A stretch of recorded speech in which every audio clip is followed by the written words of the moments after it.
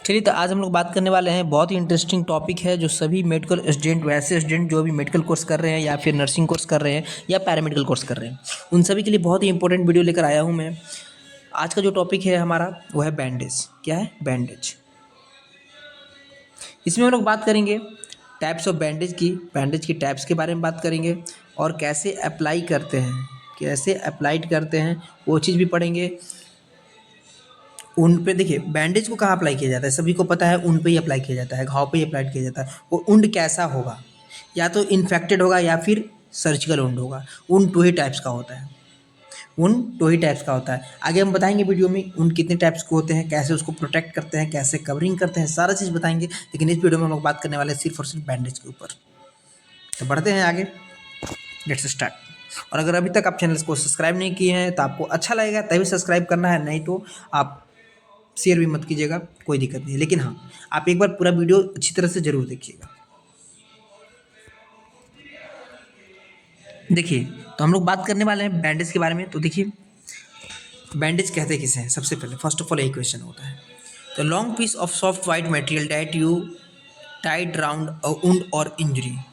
बोल रहा है कि लॉन्ग पीस होता है सॉफ्ट वाइट मटेरियल, बिल्कुल एकदम साफ सुथरा, एकदम वाइट कलर में मटेरियल होता है, बिल्कुल सॉफ्ट होता है, जिसे हम लोग किसी भी वुंड के राउंड में, यानी किसी भी वुंड के ऊपर या इंजरी के ऊपर राउंड शेप में टाइट करते हैं, राउंड में टाइप करते हैं, मतलब ऐसे गोल गोल करके, या फिर कैसा भी हो उसे कवर करते हैं।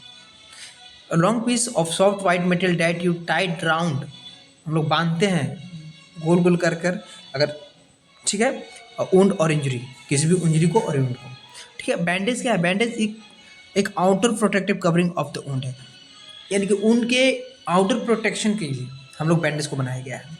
और बैंडेज का यूज़ वहीं करते हैं ताकि वुंड को बाहरी जो जम्स है, बैक्टीरिया है, इन्फेक्टेड सब्सटेंस है, उस चीज़ से बचाने के लिए हम लोग बैंडेज का यूज़ करते हैं।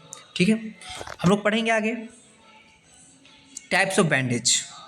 बैंडेज कितने टाइप्स के होते हैं, तो बढ़ते हैं। फर्स्ट ऑफ ऑल पहला जो है गॉज बैंडेज।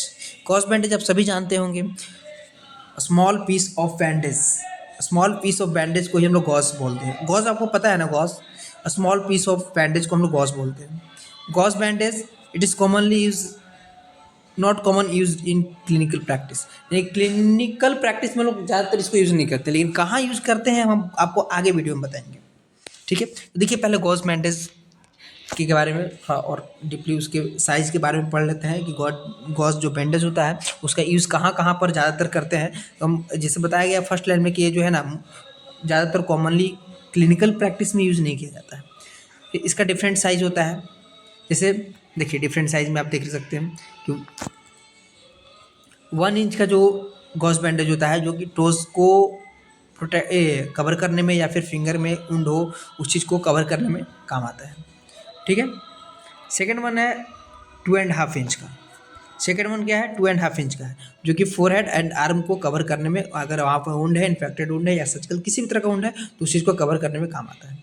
फिर 3.5 इंच का जो होता है, जैसे यहाँ पर ऐसा लिखा हुआ है, आप ऐसे समझिएगा 3.5 इंच। ठीक है, हाफ इंच का जो होता है वो लोअर लेग, यानी कि लेग के निचली पार्ट में जो लोअर लेग, आप समझ रहे होंगे, अपर लेग यानी लोअर लेग, नीक के ऊपर हो गया अपर लेग और उसके नीचे हो गया लोअर लेग।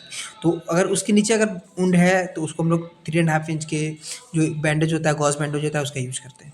फिर 6 इंच का जो यूज होता है वो होता है ग्रैंस एरियाज और चेस्ट और ट्रंक्स में। ठीक, चेस्ट वगैरह में अगर कहीं इन्फेक्टेड वुंड है तो उसको कवर करने के लिए यूज करते हैं। Second one is tube bandage. First one क्या है? गॉज बैंडेज, हम लोग बात कर लिए। Second one is tube bandage. Second क्या है? ट्यूब बैंडेज है। और ट्यूब बैंडेज क्या है देख लेते हैं। Tube bandage it is use to prevent the risk of sprain and strain. अब ये स्प्रेन और स्ट्रेन क्या होता है, सभी के माइंड में एक क्वेश्चन आया होगा। ट्यूब बैंडेज क्या है? ये प्रिवेंट करता है, प्रिवेंट करने में मदद करता है रिस्क ऑफ स्प्रेन और स्ट्रेन। अगर स्प्रेन और स्ट्रेन का रिस्क है तो उस चीज़ को प्रिवेंट, उस चीज़ से प्रिवेंट करने में मदद करता है, बचाव करने में मदद करता है। और स्प्रेन और स्ट्रेन क्या है देखते हैं। स्प्रेन देखिए किसे हम लोग बोलते हैं? ट्विस्टिंग ऑफ द ज्वाइंट, यानी कि ज्वाइंट को जकड़ना, यानी कि अपनी ओर खींचना। ठीक है, वो हो गया स्प्रेन। और स्ट्रेन मसल्स, तो उस चीज़ को स्ट्रेन नहीं कि वो खींच के रखता है, ठीक है, मेंटेन करके रखता है बैंडेज। देखिए इसको ज़्यादातर यूज करता है स्पोर्टमैन, यूज करता है जब खेलते हैं उन लोग, तो उस समय इन लोग यूज़ करते हैं ज़्यादा, ताकि मसल्स पे खिंचाव ना आए और जो हमारा ज्वाइंट हो ट्विस्टिंग पोजीशन में ना जाए। ठीक है, अब next one is elastic bandage. Next one is elastic bandage. Elastic bandage क्या होता है वो भी देखते हैं। देखिए हो गया, एडिमा होगा, यहाँ पे एडिमा होगा, ADEMA, ठीक है। और इसको हम लोग क्रैक बैंडेज भी बोलते हैं। इलास्टिक बैंडेज को हम लोग क्रैक बैंडेज भी बोलते हैं, ठीक है। अब नेक्स्ट आते हैं, यहाँ तक तो समझ लीजिए कि इलास्टिक बैंडेज जो है आपका ये प्रोवाइड करता है वार्मथ यानी कि हीट प्रदान करता है and helps to reduce oedema, ठीक है। यहाँ डी होगा, यहाँ पे डी होगा, ठीक है, एडिमा। और it is also called as crepe bandage, इसको हम लोग क्रेप बैंडेज भी बोलते हैं। Next one is pressure bandage. It is used after abdominal paracentesis. ये क्या है, यूज होता है आफ्टर एब्डोमिनल पैरासिंटेसिस के बाद में यूज किया जाता है प्रेशर बैंडेज को। Use for coronary arteries bypass crafting, यानी कि बोल रहा है कि हम लोग कब यूज करते हैं प्रेशर बैंडेज को, यूज करते हैं जब कोरोनरी आर्टरीज में बाईपास का क्राफ्टिंग किया जाता है, क्राफ्टिंग किया जाता है कि मतलब से बाईपास जब किया जाता है कोरोनरी आर्टरीज में, तब हम लोग इसका यूज करते हैं प्रेशर बैंडेज को। फिर कंप्रेशन बैंडेज। कंप्रेशन बैंडेज क्या है, use to prevent the bleeding from the compression. Compression होगा, कंप्रेशन लिखा गया, कंप्रेशन होगा, COMPRESSION। Compression bandage use to prevent the bleeding from the puncture site. अगर कहीं भी बॉडी में अगर पंचर, यानी कहने का मतलब कहीं भी से भी ब्लीडिंग हो रहा है तो उस चीज़ को कंप्रेस करने में, बांधने में मदद करता है और ताकि ब्लीडिंग ना हो वहाँ पर। ये ज़्यादातर एंजियोग्राफी के बाद यूज किया जाता है, ये ज़्यादातर एंजियोग्राफी के बाद कंप्रेशन बैंडेज का यूज किया जाता है। फिर एक देखिए वेट बैंडेज, जो हम लोग मोस्टली यूज करते हैं हॉस्पिटल में, वेट बैंडेज। यही हम लोग वेट और ड्राई ही यूज करते हैं मोस्टली, ज़्यादातर हम लोग वेट और ड्राई बैंडेज, दो ही बैंडेज है जो हम लोग मोस्टली यूज करते हैं, वेट एंड ड्राई बैंडेज। देखिए वेट बैंडेज क्या है, use to cover the infect, यहाँ देखिए इन्फेक्टिव वुंड होगा, use to cover infective wound, cover the infective wound. Infective का स्पेलिंग अगर किसी को नहीं आता तो लिख सकते हैं इन्फेक्टिव, TIVE, ठीक है। Use to cover the infective wound with any ointment और मेडिसिन, जैसे बीटाडिन हो गया। देखिए हम लोग बीटाडिन देकर कोई भी वुंड को अगर कवर करते हैं तो वो वेट बैंडेज हो गया। अगर विदाउट ऑइंटमेंट और विदाउट मेडिसिन अगर हम लोग कवर कर रहे हैं तो वो ड्राई बैंडेज हो गया। बस इतना ही अंतर है, ज़्यादा अंतर नहीं है। वेट बैंडेज समझ गया, किसी भी ऑइंटमेंट या मेडिसिन के यूज करके अगर हम, जैसे एग्जाम्पल हो गया बेटाडिन, बेटाडिन हो गया, या फिर कोई अदर क्रीम हो गया, आप ले सकते हैं एंटीसेप्टिक क्रीम, और उसको देकर हम लोग बैंडेजिंग करें तो वेट बैंडेज में आएगा। ड्राई बैंडेज देखिए is use to cover the wound to prevent from infection. ये वुंड को तभी कवर किया जाता है जब हमको इन्फेक्शन से बचाना रहता है। सिर्फ और सिर्फ ड्राई बैंडेज में विदाउट मेडिसिन कोई भी ऑइंटमेंट नहीं यूज करते हैं, सिर्फ बैंडेजिंग करते हैं, ठीक है। नेक्स्ट हम लोग पढ़ेंगे पैटर्न टू अप्लाई बैंडेज। कौन सा पैटर्न जिसमें हम लोग कैसे हम लोग अप्लाई करते हैं बैंडेज को, ठीक है। तो देखिए पैटर्न टू अप्लाई बैंडेज। पहले capeline bandage, a bandage apply to the head और शोल्डर। ये कैपेलाइन बैंडेज को कहाँ पे अप्लाई करते हैं, हेड और शोल्डर में, ठीक है।